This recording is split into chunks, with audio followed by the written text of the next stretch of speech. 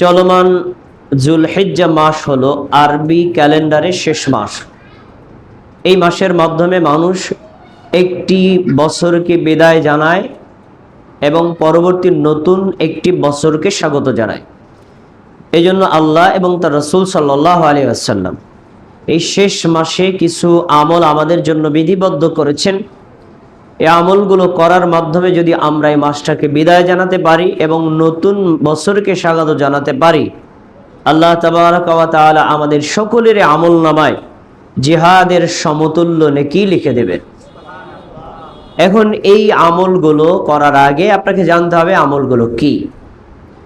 8টি আমল রয়েছে যা আল্লাহ এবং তার রাসূল থেকে প্রমাণিত এবং সাহাবীগণ এটি আমল করে দেখিয়েছেন। আমলগুলো কি? 1 নম্বরে হলো বেশি বেশি তাকবীর, তাহলিল, তাসবিহ এগুলো পাঠ করা। আল্লাহু আকবার, লা ইলাহা ইল্লাল্লাহ, সুবহানাল্লাহ, আলহামদুলিল্লাহ, আস্তাগফিরুল্লাহ, লা হাওলা ওয়ালা কুওয়াতা ইল্লা বিল্লাহ। আবার একটু আগে যে তাকবীরে তাশরিক বললাম, এইটা বেশি বেশি পড়া। 2 নম্বর, চুল নখ কাটা থেকে বিরত থাকা। হাত পায়ের নখ কাটা যাবে না এবং শরীরে কোনো পশম কাটা থেকে বিরত থাকতে হবে কুরবানি করা আগ পর্যন্ত। কুরবানির পরে কাটা যাবে। 3 নম্বর, জিলহজ মাসের 1 তারিখ থেকে শুরু করে 9 তারিখ পর্যন্ত, মানে কুরবানির আগের দিন পর্যন্ত 9টা সিয়াম রাখা, এটা মুস্তাহাব। তারপরে 4 নম্বর হলো আরাফার দিবসে সিয়াম রাখা। এটা একটি গুরুত্বপূর্ণ সুন্নাহ আমল। ওজন না হলে আমরা এটাকেও ত্যাগ করব না। আরাফার দিবস কবে? আরাফার দিবস হলো হাজিগণ, সারা পৃথিবী থেকে হাজিগণ হজের জন্য সৌদি আরবে একত্রিত হন। হাজিগণ আরাফার মাঠে যেদিন অবস্থান করবেন ওই দিনটাই হলো আরাফার দিন। এই বছরে হাজিগণ আগামী সোমবার দিবগত রাত, মানে মঙ্গলবার দিন আরাফার মাঠে উপস্থিত থাকবেন। এজন্য আমরা যারা বাংলাদেশের লোক আরাফার দিবসে সিয়াম রাখতে চাই, তারা সোমবার দিবাগত রাতে সাহারি খাবো, মঙ্গলবার দিন সারাদিন আমরা সিয়ামরত অবস্থায় থাকব। এই দিন আমরা সিয়াম রাখবো ইনশাল্লাহ। এটা করলে গত বছর এবং আগামী বছর 2 বছরের পাপের কাফফারা বলে গণ্য হবে। সুবহানাল্লাহ। এরপরে আরাফার দিবসে আমরা নিজেদের জন্য, নিজেদের পাপের জন্য বেশি বেশি তাওবা ইস্তেগফার করব এবং জাহান্নামের আগুন থেকে আল্লাহর নিকটে নাজাত প্রার্থনা করব। এটি একটি গুরুত্বপূর্ণ আমল। যারা সক্ষম বা সাধ্য রাখি তারা হজ করব। এরপরে হলো আমরা 10মতম দিন কুরবানি দিন, কুরবানির দিন আগে ঈদের সালাত আদায় করব। 8ম আমল হলো কুরবানি করব। এই 8টি আমল যদি কেউ জিলহজ মাসের এই প্রথম দশকের মধ্যে করতে পারে, সুন্নাহ মোতাবেক আল্লাহ রাব্বুল আলামিন ওই ব্যক্তির আমল নামায় জিহাদের সমতুল্য নেকি তুলে দিবেন। আমরা এই 8টি আমল যথাসম্ভব করার চেষ্টা করবো ইনশাআল্লাহ তাআলা। আজকে আমার এই খুতবার বিষয় হলো 8ম বিষয়, যেটা কুরবানি। কুরবানি এটি একটি আদি ঐতিহাসিক আমল। আদি ঐতিহাসিক আমল মানে যেটি আদম আলাইহিস সালাম থেকে শুরু হয়েছে, সেখান থেকে শুরু করে মুহাম্মদ সাল্লাল্লাহু আলাইহি ওয়াসাল্লাম প্রত্যেক নবী, রাসূল এবং তার উম্মতদের জন্য এটি বিধান ছিল। যেহেতু এটি একটি আদি ঐতিহাসিক বিধান, আল্লাহ রাব্বুল আলামিন আদি ঐতিহাসিক কুরবানিকারীদের কয়েকটা দৃষ্টান্ত কোরআন মাজিদে উল্লেখ করেছেন। এই উল্লেখ করার দ্বারা কুরবানি গুরুত্ব তুলে ধরেছেন এবং এখান থেকে আসল শিক্ষাটা আমাদেরকে গ্রহণ করতে বলেছেন। আসুন আমরা তাহলে একটু ওই ঘটনা থেকে কোরবানির গুরুত্ব এবং তার থেকে শিক্ষাটা কি আমরা জেনে নেওয়ার চেষ্টা করি। সূরা মায়েদার 27 নম্বর আয়াত খুলে দেখেন। আল্লাহ রাব্বুল আলামিন আদম আলাইহিস সালামের 2 সন্তান হাবিল এবং কাবিল 2 জনের কোরবানির তথ্য তুলে ধরেছেন। হাবিল কাবিল পরস্পর 2 জনে আপন ভাই। তাদের বাবা আদম আলাইহিস সালাম, তার মা হলেন হাওয়া আলাইহাস সালাম। তাদের 2 জনের মধ্যে একটা দ্বন্দ্ব লাগে। তাদের একজন বোন, তার নাম ইকলিমা, তাকে বিয়ে করবে কে, এইটা প্রসঙ্গে হাবিল কাবিল 2 জনে তাকে বিয়ে করতে চায়। পরবর্তীতে সংক্ষেপ করে বলছি, আদম আলাইহিস সালাম বললেন, তোমরা 2 ভাই আল্লাহর জন্য কুরবানি করো। যার কুরবানি কবুল হবে সেই ইকলিমাকে বিয়ে করবে, আর যারটা কুরবানি কবুল হবে না সে বিয়ে করবে না। আচ্ছা, তারা 2 জনই কুরবানি করেছিলেন। তাদের সময়ের কুরবানির বিধানটা ছিল এরকম, তারা প্রাণীটাকে জবাই করে পাহাড়ের উপর রেখে আসবে। যার কুরবানি কবুল হয়েছে, আসমান থেকে আগুন এসে তার ওই প্রাণীটা পুড়াইয়া চলে যাবে, আর যার কুরবানি কবুল হয় নাই তারটা ওখানেই থাকবে, পচে যাবে। দুজনই কুরবানি করলেন। হাবিলের কুরবানি কবুল হলো, মানে আসমান থেকে আগুন এসে তারটা পুড়ায় দিল। আর কাবিলের কুরবানি কবুল হলো না।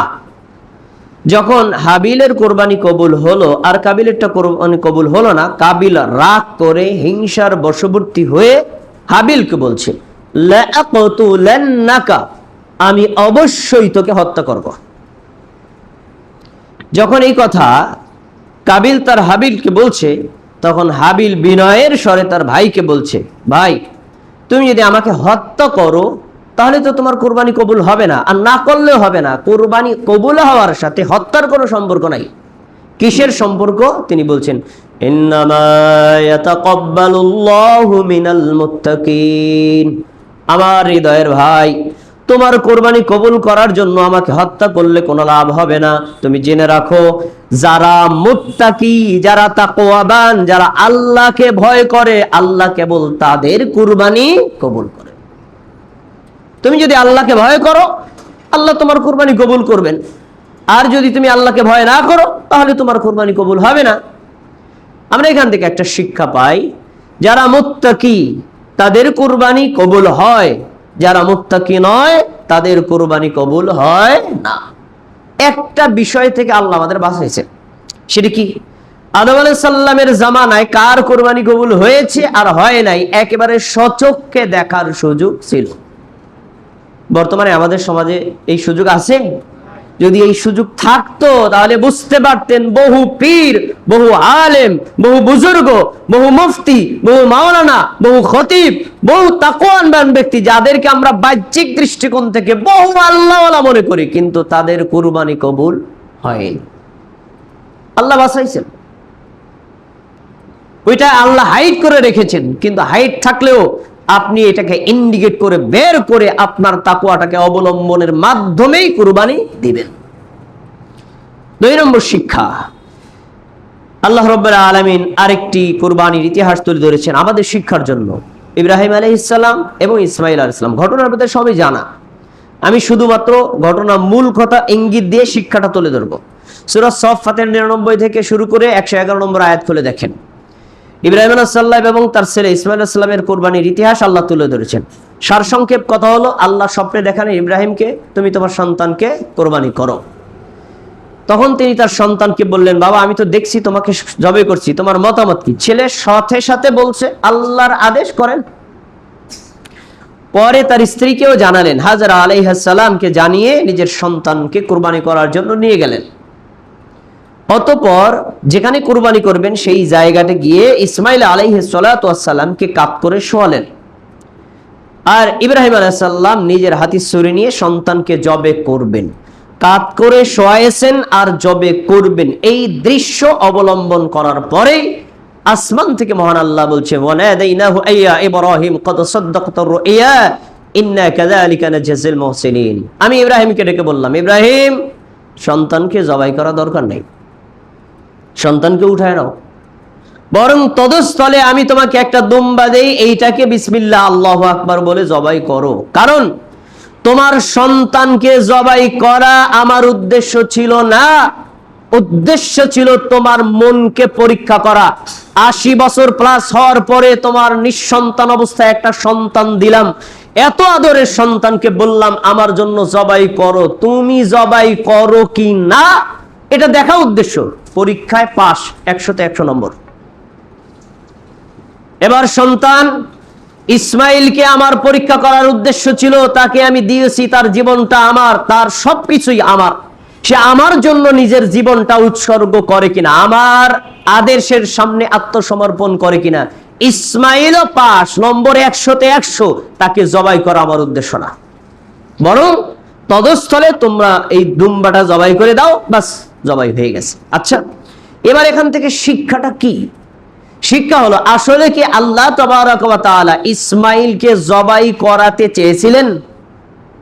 না, চেয়েছিলেন ইব্রাহিম এবং ইসমাইলের মনটাকে পরীক্ষা করতে। এই মন পরীক্ষা মানে সহি নিয়ত, এই মন পরীক্ষা মানে আল্লাহর সন্তুষ্টি, এই মন পরীক্ষা মানে তাকওয়া। তুমি যে প্রাণীটা জবাই করছো, উট, গরু, ছাগল, ভেড়া, দুম্বা, মোটা, তাজা, চিকন, এগুলো কোনো কথা না। তুমি কার জন্য করছো এই মনটা আগে ইন্ডিকেট করো, কার জন্য করছো। ইব্রাহিম আলাইহিস সালাতু ওয়াস সালাম একনিষ্ঠভাবে এক আল্লাহর জন্য কুরবানি করতে ইচ্ছা পোষণ করেছিলেন। ইসমাঈল আলাইহিস সালাতু ওয়াস সালাম একনিষ্ঠভাবে এক আল্লাহর জন্য জবে হতে প্রস্তুত হয়েছিলেন।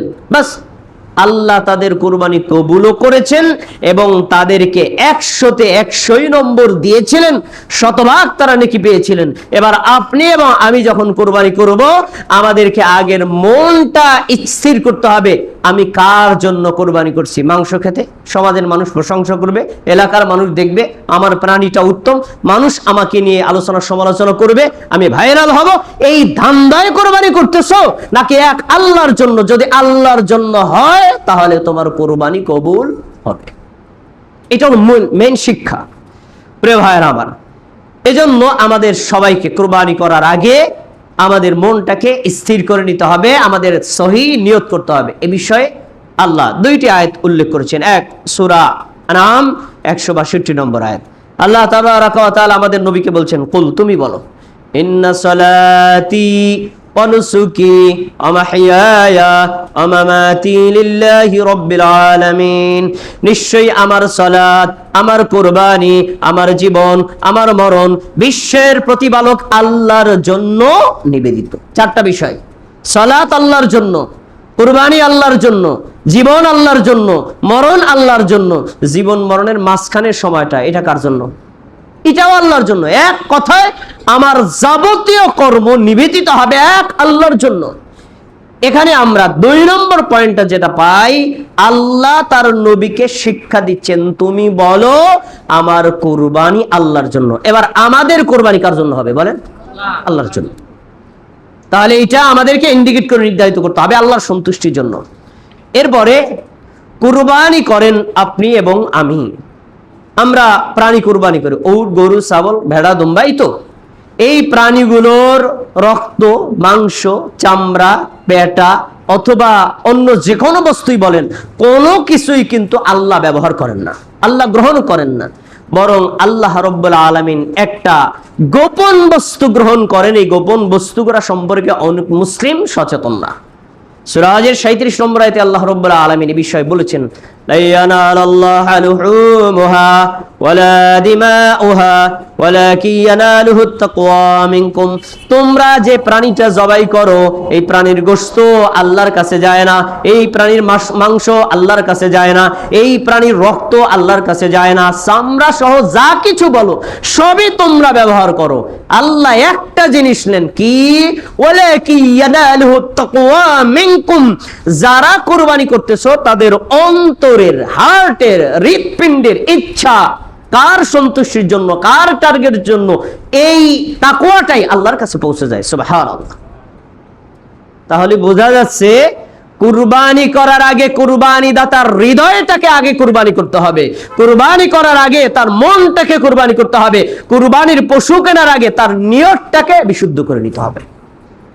যদি আপনি এই ঐতিহাসিক শিক্ষাগুলোর আলোকে শিক্ষা নিয়ে নিজের প্রাণীটা আল্লাহর জন্য কুরবানি করতে পারেন, তাহলে আল্লাহ তাবারাকা ওয়া তাআলা আপনার কুরবানি কবুল করবেন এবং আপনার কুরবানির মাধ্যমে অগণিত অসংখ্য নেকি আপনি পরকালে বরাদ্দ পাবেন। আল্লাহ আমাদের তৌফিক দান করুন।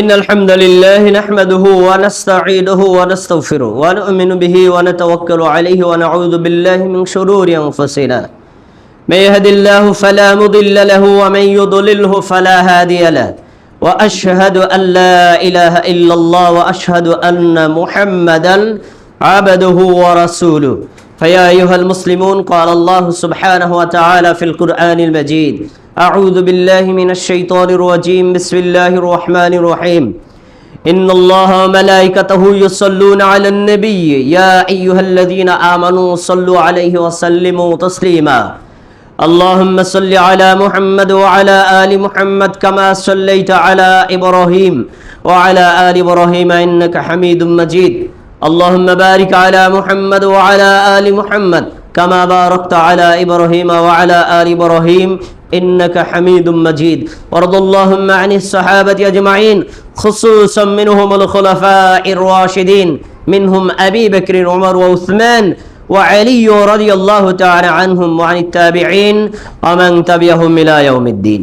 সম্মানিত ভাইয়েরা, আমরা কষ্ট উপার্জিত সম্পদ দ্বারা কুরবানি করি। অনেকে লক্ষ লক্ষ টাকা দিয়ে কুরবানি করি। কুরবানির দিনে আমাদের অনেক কষ্ট হয় প্রাণীগুলো কাটাছেলা করতে, নিজেদের শরীর দিয়ে ঘাম ঝরে। এত কষ্ট করে কুরবানি করার পরে যদি আপনি পরকালে আপনার কুরবানিটা কবুল না হয় এবং এই বিনিময়ে আপনি নেকি না পান, তাহলে কুরবানি না দেওয়া ব্যক্তির চাইতে আপনার আফসোস পরকালে হবে বেশি। এই আফসোস ঠেকানোর জন্য দুনিয়াতে আপনাকে সচেতন হতে হবে কোন কোন শর্ত সাপেক্ষে প্রাণীগুলো কুরবানি কবুল হয় আর হয় না, এটা আপনাকে জানতে হবে। কোরআন এবং হাদিস গবেষণা করলে অনেকগুলো কারণ পাওয়া যায়। কুরবানি দাতা ব্যক্তির কুরবানি কবুল হওয়ার জন্য কয়েকটা শর্ত আছে। 1 নম্বর শর্ত, অবশ্যই কুরবানি করতে হবে আল্লাহর সন্তুষ্টির জন্য। দলিল একটু আগে সব বলে গেছি, আল্লাহর জন্য। 2 নম্বর, আপনি যে প্রাণীটা জবাই করবেন এই ক্রয়কৃত প্রাণীর উপার্জিত সম্পদ অবশ্যই হালাল হতে হবে, হারাম হলে চলবে না। সুদ, ঘুষ, মিথ্যা, রাহাজানি, জুলুম ইত্যাদি সম্পদের মাধ্যমে উপার্জিত সম্পদ দ্বারা কুরবানি করলে হবে না।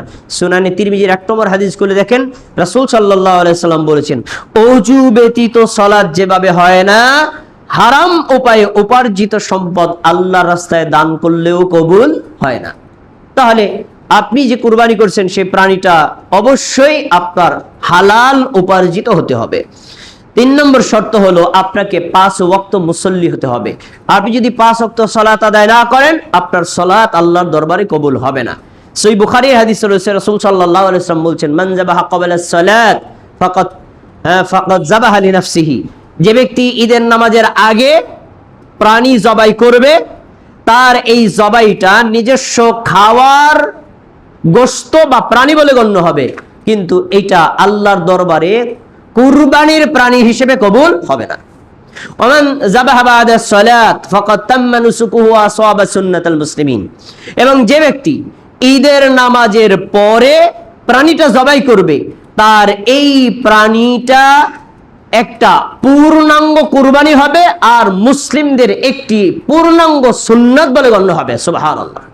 হাদিস দ্বারা স্পষ্ট বোঝা যায় ঈদের নামাজের আগে জবাই করলে কুরবানি হবে না, ঈদের নামাজের পরে জবাই করলে কুরবানি হবে, একদম স্পষ্ট।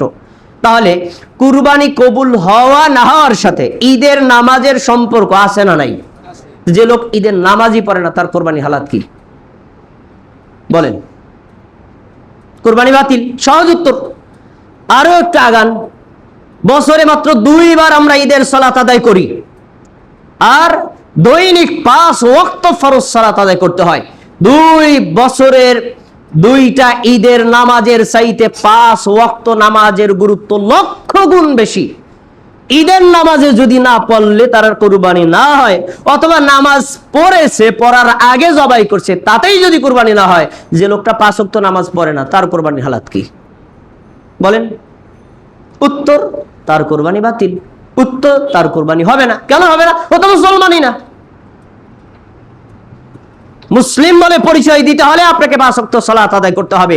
5 ওয়াক্ত সালাত আদায়ের পরে যদি কুরবানি করেন তাহলে কুরবানি কবুল হবে, আর যদি সালাতে না হলে আপনার কুরবানির আল্লাহর কাছে কোনো মূল্য নাই, ভ্যালুলেস। আচ্ছা, এবার আসুন মুত্তাকি হতে হবে, যার দলিল একটু আগে দিয়ে দিলাম। আপনাকে অবশ্যই তাকওয়া অবলম্বন করতে হবে, আল্লাহকে ভয় করতে হবে। আল্লাহর ভয় নিয়ে কুরবানি করলে কুরবানি কবুল হবে। আর 8 নম্বর শর্ত হলো আপনাকে সুন্নাত তরিকা অনুযায়ী কুরবানি করতে হবে। আপনি আপনার নিজের মন গড়া এলাকার সমাজের রসম রেওয়াজ অনুযায়ী যদি কুরবানি করেন, আপনার কুরবানি আল্লাহর দরবারে কবুল হবে না। এই শর্তগুলো পূরণ সাপেক্ষে কেউ যদি আল্লাহর জন্য কুরবানি করে, ইনশাআল্লাহ তার কুরবানি কবুল হবে এবং তিনি এই পরকালে শতভাগ নেকি পাবেন। আল্লাহ রাব্বুল আলামিন আমাদের কুরবানিকে কবুল করুন, বলেন আমিন। আমি কুরবানির 2-3টা মাসআলা বলবো, খুব জরুরি বিষয়। 1 নম্বর, কুরবানি করা কি? ফরজ, ওয়াজিব, সুন্নাত, মুস্তাহাব, এটা জানতে হবে। আপনি যদি ইসলামের বিধানটাকে এক নজরে 2 ভাগে ভাগ করেন তাহলে এটা হলো নফল। ফরজ আর নফল যদি এক নজরে 2 ভাগে ভাগ করেন এটা নফল। আর যদি আপনি একটু একটাতে কোনটা থেকে কোনটা বেশি গুরুত্বপূর্ণ এভাবে কম্পেয়ার তুলনা করেন, তাহলে এটাকে কেউ যদি ওয়াজিব বলে ঠিক আছে, সুন্নাতে মুআক্কাদা বলে তাও ঠিক আছে। হানাফি মাযহাবের মতে কুরবানি করা ওয়াজিব। ইমাম আবু দাউদ রাহিমাহুল্লাহ তিনি তার আবু দাউদ কিতাবে উল্লেখ করেছেন কুরবানি করা ওয়াজিব। বাকি 3 মাযহাব এবং আহলুল হাদিস আলেমগণ বলেছেন এটা ওয়াজিব নয়, বরং এটা সুন্নাতে মুআক্কাদা, গুরুত্বপূর্ণ সুন্নাত। সক্ষম থাকলে অবশ্যই করবে, ওজর হলে ছেড়ে দিলে কোনো সমস্যা নাই। এটা যে ওয়াজিব বা ফরজ এরকম কোনো আমল না, এটা বোঝার জন্য সুনানে বাইহাকিতে একটা হাদিস আছে, আবু বকর এবং ওমর রাদিয়াল্লাহু তাআলা আনহু তাদের সক্ষমতা থাকা সত্ত্বেও 1 বছর ইচ্ছা করে কুরবানি করেন নাই। কেন করেন নাই? মানুষ যেন বোঝে যে এটা ফরজ আমল না, এই জন্য। তাহলে বোঝা যাচ্ছে কুরবানি করা হলো সুন্নাতে মুআক্কাদা, এই মাসআলাটাই সঠিক। প্রসঙ্গক্রমে একটা কথা আসতে পারে, যদি এটা ওয়াজিব হয় বা সুন্নাত হয়, এটা কি এর সাথে কি নেসাব শর্ত? যেমন যাকাত আদায় করার জন্য 7.5 তোলা স্বর্ণ অথবা 52.5 তোলা রৌপ্য অথবা তৎসমতুল্য সম্পদ যদি 1 বছর জমা থাকে, তাহলে তার উপরে যাকাত ফরজ, এরকম নেসাব কি আছে? উত্তর, কোরআন হাদিসে কোথাও এরকম শর্ত উল্লেখ করা হয় নাই। অতএব যাকাতের মতো কুরবানিতে কোনো নেসাব নাই। আচ্ছা, এবার 2 নম্বর মাসআলা, মৃতের পক্ষ থেকে কুরবানি করা যাবে কিনা। আমাদের সমাজে অনেককে দেখা যায় যে একটা গরু দিচ্ছেন, তার পরিবারের লোক 4 জন, 4 জনের পক্ষ থেকে আবার মৃত 3 জন, মোট 7 জনের পক্ষ থেকে গরুটা দিয়ে দিলাম, এরকম ইন্ডিকেট করে বলে না, কি বলে না? এরকম করে। আবার অনেকে আছে পরিবারের লোক আছে 6 জন, আরেকজন পাইতেছে না, কার নামে? মুহাম্মদ সাল্লাল্লাহু আলাইহি ওয়াসাল্লামের নামে। এটা কি আপনারা জানেন নাকি? রাসূলের পক্ষ থেকেও কুরবানি দেওয়ার রেওয়াজ আমাদের সমাজে অনেকে করে। আচ্ছা, এই যে রেওয়াজটা, মানে মৃত ব্যক্তির পক্ষ থেকে কুরবানি দেওয়ার পক্ষে, প্রথম কথা, মৃত ব্যক্তির পক্ষ থেকে কুরবানি দেওয়ার ব্যাপারে একটা কোরআনের আয়াতও নাই আর একটা সহিহ হাদিসও নাই। একটা জয়ীফ হাদিস আছে, রাসূল সাল্লাল্লাহু আলাইহি ওয়াসাল্লাম তিনি নিজে তার উম্মতের পক্ষ থেকে করেছেন, আর আলী রাদিয়াল্লাহু তাআলা আনহু রাসূলের পক্ষ থেকে করেছিলেন। হাদিসটা দুর্বল, তার উপর আমল করা যাবে না। 2 নম্বর, এটা রাসূল সাল্লাল্লাহু আলাইহি ওয়াসাল্লাম আমভাবে সব সাহাবীর জন্য আদেশও করেন নাই, এটার উপর আমল করা যাবে না। তাই মৃত ব্যক্তির পক্ষ থেকে কুরবানি করার কোনো দরকার নাই। কুরবানি সুন্নাত বা ওয়াজিব, এটা তো মৃত ব্যক্তির উপর না, জীবিত ব্যক্তির উপর। এরপরে যদি কেউ গাউরামি করতে চান, কিছু গাউরা মানুষ আছে না, কর্মই মিয়া, সমস্যাটা কি তোমার? গাউরা লোক যারা আছেন শোনেন, ইমাম তিরমিজি রাহিমাহুল্লাহ তার সুনানে তিরমিজিতে ভাগে কুরবানি আর মৃত ব্যক্তির পক্ষ থেকে কুরবানি শিরোনাম দেওয়ার পরে আব্দুল্লাহ ইবনে মুবারক রাহিমাহুল্লাহ থেকে একটা মাসআলা উল্লেখ করেছেন। ক্বালা আব্দুল্লাহ ইবনে মুবারক রাহিমাহুল্লাহ, আব্দুল্লাহ ইবনে মুবারক রাহিমাহুল্লাহ বলেন, আমার কাছে প্রিয় হলো মৃত ব্যক্তির পক্ষ থেকে কুরবানি করবে না, দান করবে, এটাই উত্তম। দান করা উত্তম, কারণ স্পষ্ট হাদিস আছে, কুরবানি করবে না। এরপর বলছেন, ওয়া ইন দাহা আনিল মাইয়িত, কেউ যদি মৃত ব্যক্তির পক্ষ থেকে কুরবানি করে থাকে, ফালা তাকুল মিনহা শাইআ, তাহলে ওই কুরবানিকৃত মাংসের এক টুকরা নিজেরাও খেতে পারবে না, ধনীদেরকেও দিতে পারবে না, প্রতিবেশীদেরকেও দিতে পারবে না, শুধু খাবে গরিব আর মিসকিন। এখন কেউ যদি মৃত ব্যক্তির পক্ষ থেকে কুরবানি করেন, এইভাবে করবেন, এক টুকরা মাংস নিজে খেতে পারবেন না। ওই অন্যান্য কুরবানির মতো 3 ভাগে ভাগ করবেন, নিজেরা খাবেন, আত্মীয়দেরকে দেবেন, গরিব মিসকিন, এটা চলবে না। এক টুকরা মাংস খেতে পারবেন না। এখন আপনি করলে করেন। এবার আসেন 3 নম্বর মাসআলা, কারো নামে কুরবানি করা। আমাদের সমাজে কথাটা ব্যাপক হারে প্রচলিত আছে। আমি আপনাদের মসজিদের ইমাম, উদাহরণস্বরূপ বোঝানোর জন্য বলছি। আপনি কুরবানি করবেন, শহীদুল ইসলাম ভাই আসেন আমাদের প্রাণীটা জবাই করে দিয়ে যান, আমার হাতে একটা লিস্ট ধরাই দিলেন, আমার পরিবারের সদস্য আছে কোনজন? এই 5-7 জন, এই 7 জনের নামে কোরবানি দেন। এই কথাটা আমরা অ্যাভেলেবল বলি না, কি বলি না?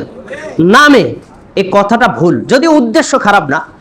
আসলে আল্লাহর নাম ব্যতীত অন্য কারো নামে কুরবানি করা হারাম নয়, শুধু শিরক। নবী সাল্লাল্লাহু আলাইহি ওয়াসাল্লাম বলছেন, মান যাবাহা লিগাইরিল্লাহ লাআনাল্লাহ, যে ব্যক্তি আল্লাহ ছাড়া অন্য কারো নামে অন্য কারো উদ্দেশ্য কুরবানি করে, ওই ব্যক্তির উপর আল্লাহর অভিশাপ। কুরবানি হবে আল্লাহর নামে, তবে একথা বলা যায় এই 7 জনের পক্ষ থেকে, এই 5 জনের পক্ষ থেকে বলা যাবে, নামে না। এটা চেঞ্জ করবেন। এবার 4 নম্বর মাসআলা, খুব গুরুত্বপূর্ণ। আমাদের উদাহরণস্বরূপ আপনি একটা গরু কিনেছেন, আপনার পরিবারের লোক আছে 10 জন।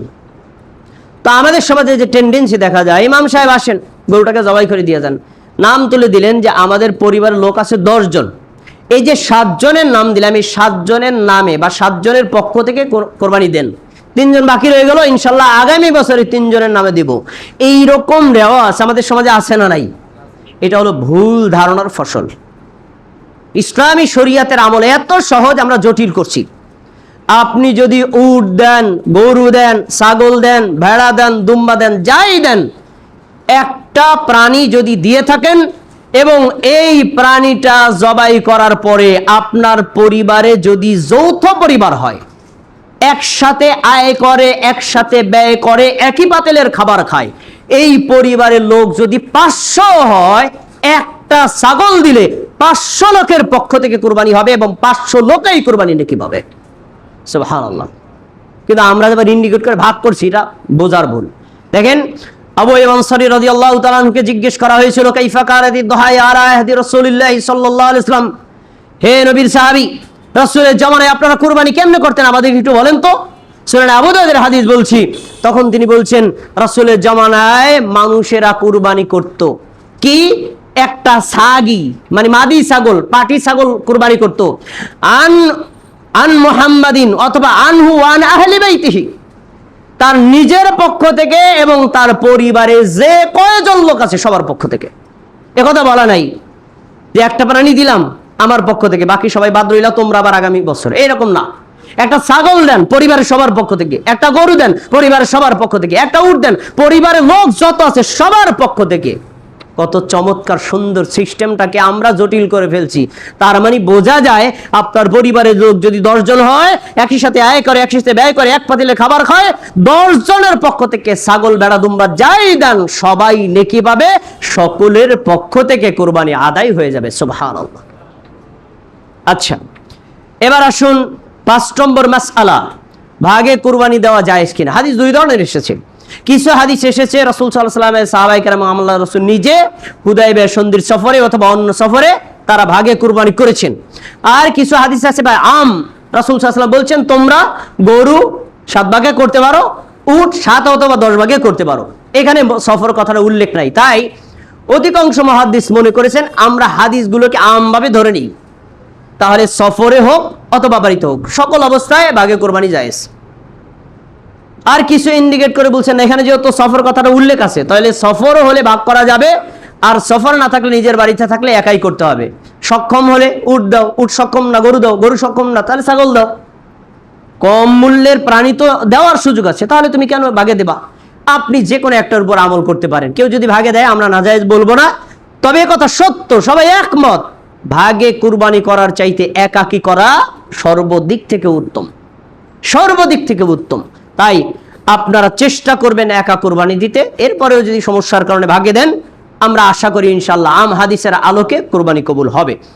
6 নম্বর গুরুত্বপূর্ণ মাসআলা, এটা আপনাকে জানতেই হবে। আমাদের সমাজের কিছু মানুষদের টেন্ডেন্সি হচ্ছে তার বয়স 50 বছর, আকিকা বাপদাদায় দেয় নাই, সেই আকিকাটা কুরবানির ভাগের ভিতর ঢুকায় দেয়। এরকম করতে দেখা যায় না কি যায় না? এর হলো চোরের উপর বাটপারি, সময় মতো করে নেয়, অসময় এসা জালিয়াতি শুরু করছে। আর এই জালিয়াতির আঞ্জাম দিচ্ছে আমাদের দেশের কিছু হুজুররা। আর আঞ্জামের দলিল হলো তাদের যুক্তি। যুক্তিটা কি? আরে ভাই, কুরবানির যে প্রাণী এইটাও তো ব্যক্তির পক্ষ থেকে দেওয়া হয়, আর আকিকাও তো ব্যক্তির পক্ষ থেকে দেওয়া হয়, ওইটাও একটা প্রাণী জবাই করা, এটাও একটা প্রাণী জবাই করা, তাহলে একসাথে দিলে দোষ কি? কি সুন্দর চমৎকার যুক্তি! ইসলাম কি যুক্তি দিয়ে চলে না দলিল দিয়ে চলে? দলিল দিয়ে চলে। কোরআনুল কারিমে কোনো একটা জায়গাতে কোরবানির ভাগে আকিকা দেওয়ার কোনো দলিল নাই। এরপরে একটা সহিহ হাদিসে কুরবানির ভাগে আকিকা দেওয়ার কোনো দলিল নাই, একটা জয়ীফ হাদিসও নাই, একটা জাল হাদিসও নাই। রাসূল সাল্লাল্লাহু আলাইহি ওয়াসাল্লাম নিজে অথবা সাহাবায়ে কেরাম কুরবানির ভাগে আকিকা দিয়েছেন তার কোনো দলিল নাই, শুধু যুক্তি দিয়ে চলছে। অতএব কেউ যদি কুরবানির ভাগে আকিকা দেয় তাহলে তার কুরবানির ব্যাপারে আমরা একটু সহজ হলেও আকিকা যে হবে না এতে কোনো সন্দেহ নাই। অতএব আপনারা কেউ কুরবানির প্রাণীর ভাগের মধ্যে আকিকা দিবেন না, এই বেদাত থেকে বেরিয়ে আসার চেষ্টা করবেন।